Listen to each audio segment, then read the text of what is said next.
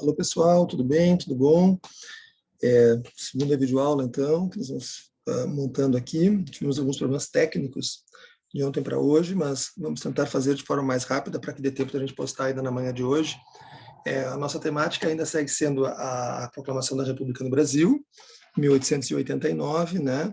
E algumas questões ali, vocês veem uma imagem clássica, né, do que seria o momento da proclamação pelo Marechal Deodoro da Fonseca. Ele deve estar ali ou ali, eu não sei qual dos dois, eu não sei qual desses aqui que deve ser o Deodoro, né? Mas não se sabe ao certo se isso aconteceu de fato. Bom, olhem só, a proclamação não foi um movimento revolucionário, a proclamação não conteve atos de heroísmo, a proclamação não conteve a participação das classes populares, a república foi criada pelas elites. Antes disso, ainda no período monárquico, muitas outras tentativas de criação de uma república no Brasil foram feitas. A Inconfidência Mineira foi uma delas, a Confederação do Equador, a Revolução Pernambucana e a Revolução Farroupilha. Façam uma pesquisa sobre esse tema, sobre essas, né, nós vimos isso no ano passado, mas vocês podem fazer uma pesquisa. Pessoal, 4 questões eram muito importantes para que a monarquia não tivesse mais forças para se manter e a república fosse proclamada. A primeira delas é a Guerra do Paraguai, aqui em cima, ó, a chamada questão militar, né? Por quê? Os militares, eles voltam fortalecidos da Guerra do Paraguai, tá?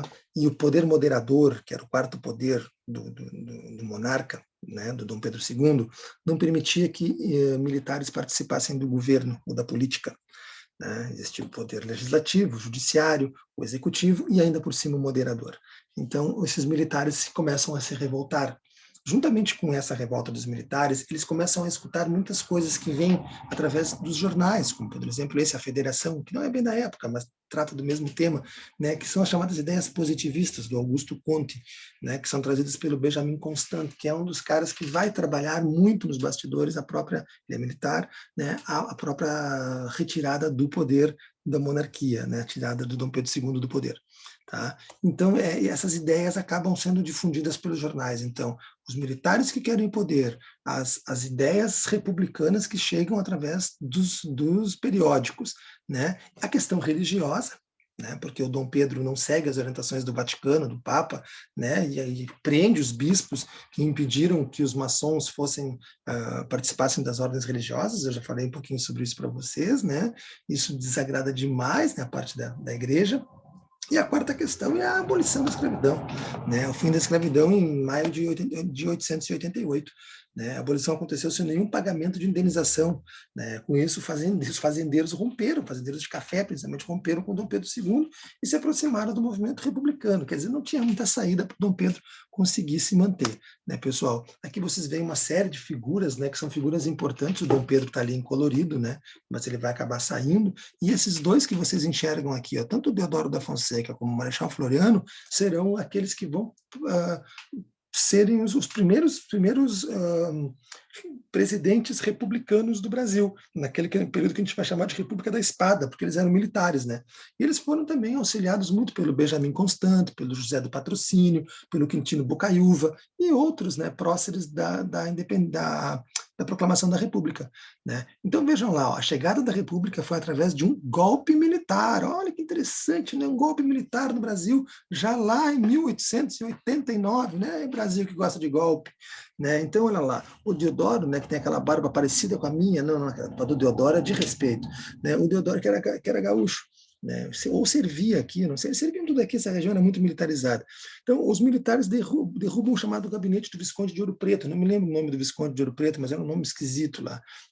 Tá? E o Deodoro, então, que era até amigo do Dom Pedro, gente, ele acaba topando a ideia de assumir e dizer, não, tá, vamos proclamar a República, vamos acabar com essa onda toda, porque não tem mais jeito da monarquia permanecer no Brasil.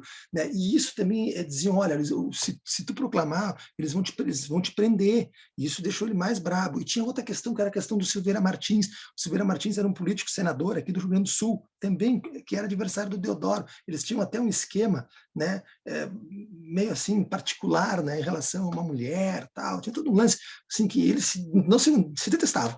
Né? Bueno, aí o Deodoro toca, o Deodoro estava até meio adoentado na época, estava com um problema de saúde. Né? Aí o golpe militar é dado, né?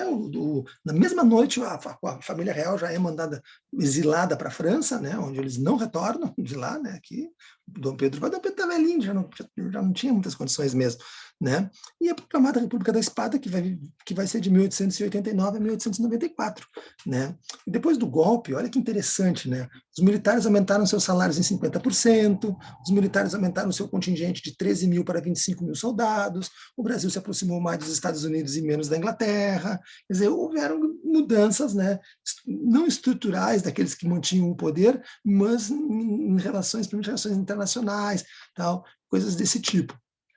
Aquela figura que vocês enxergam ali é o Rui Barbosa.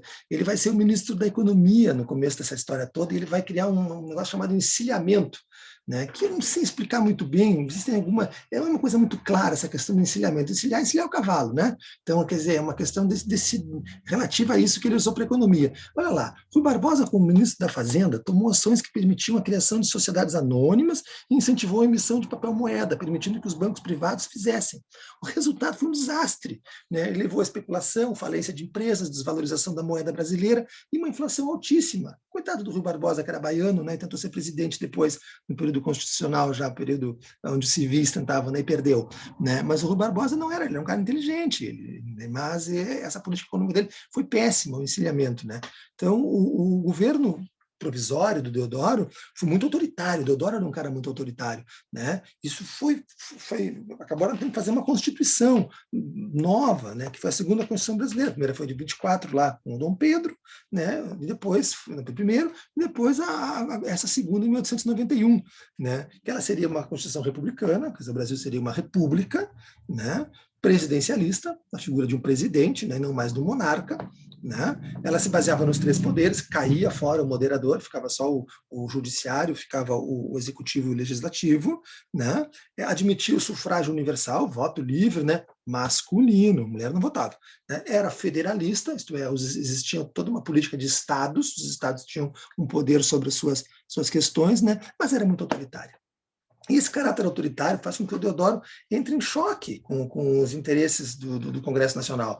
Né? E aí ele vai acabar caindo, ele vai acabar sendo deposto, ele vai acabar sendo convidado a sair. Né? Em 1891, por eleições diretas, ele fica no poder, isso já é uma coisa meio estranha, mas ele não aguenta a pressão e renuncia. E quem assume é o Floriano, né? O Marechal de Ferro. Né? Floriano, que era fruto do PRP, do Partido Republicano Paulista, né? Floriano era um pouco mais moderado, né? Foi hábil para manter os militares no poder. Foi chamado de Marechal de Ferro por duas situações que eu explico logo a seguir aqui, são essas duas imagens que vocês veem ali, que é a Revolução Federalista aqui no Rio Grande do Sul, que é muito interessante o tema, a gente estudar, tem muito a ver com a nossa história e foi muito sangrento, talvez muito pior que a Revolução Farroupilha, gente, se vocês querem saber. A Revolução Federalista, que durou 2 anos, né, a da Degola, né, ela opôs o que os caudilhos aqui do Sul, né, os Vera Martins e outros tantos que estavam no poder há muito tempo, à chegada do PRR, que é o Partido Republicano Rio-Grandense, né? E as figuras como Júlio de Castilhos, Borges de Medeiros, etc. e tal, né?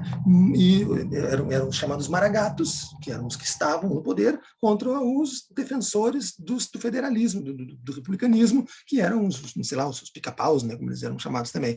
Né? E os maragatos acabam sendo derrotados, né? O PRR assume o poder aqui, vai ficar um tempão nessa política de governadores implantada desde essa República da Espada aqui que a gente está vendo. E a outra foi a revolta da Armada, né? Que os caras queriam a volta da monarquia, bombardearam o Rio de Janeiro, né, para derrubar o Floriano, e só que não tiveram êxito, né? Foram sufocados. Né? O governo do Floriano Peixoto estendeu até 1894, quando ocorreu a transição para os governos civis. Né? O político paulista Prudente de Moraes foi o primeiro deles. Nós vamos ver na nossa próxima videoaula um pouco sobre esses vários governos civis que se vão ocorrer, que vocês já fizeram os exercícios hoje, vocês já fizeram uma leitura. Então, a partir da semana que vem, nós vamos falar um pouquinho sobre isso aí. Pessoal, foi bem rápido essa nossa videoaula de hoje, para dar tempo de postar. Um abraço para vocês, uma boa semana e até a